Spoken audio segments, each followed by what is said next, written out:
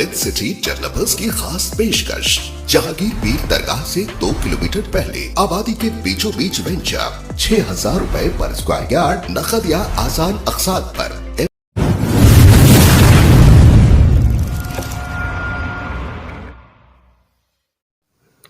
इस खबरनामे को पेश करदा अल-मन्नान ज्वेल्स, शालीबंडा, हैदराबाद।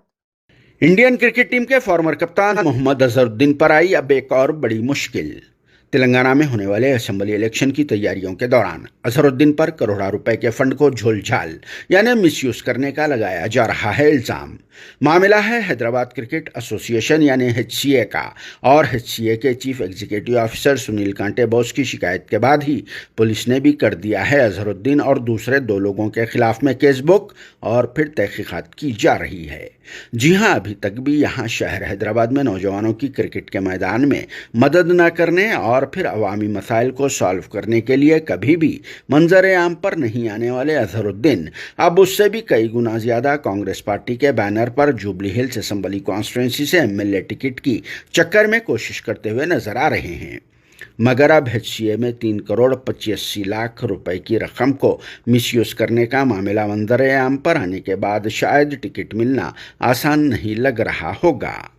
क्योंकि HCA के चीफ एग्जीक्यूटिव ऑफिसर सुनील कांटे बोस ने पुलिस में शिकायत दर्ज कराई है कि अजहरुद्दीन और दूसरे 2 लोगों ने क्रिकेट बॉल्स, फायर सेफ्टी सामान, जिम इक्विपमेंट्स के अलावा Rajiv Gandhi international cricket stadium Uppal के लिए चेयर्स और बकेट्स को एक साजिश के तहत अपने ही करीब के लोगों से परचेस करवाया था,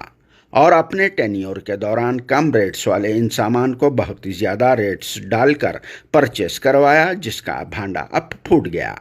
और इसके बाद ही अजहरुद्दीन के अलावा HCA के former secretary R Vijay Anand और फिर फॉर्मर ट्रेजरर सुरेंद्र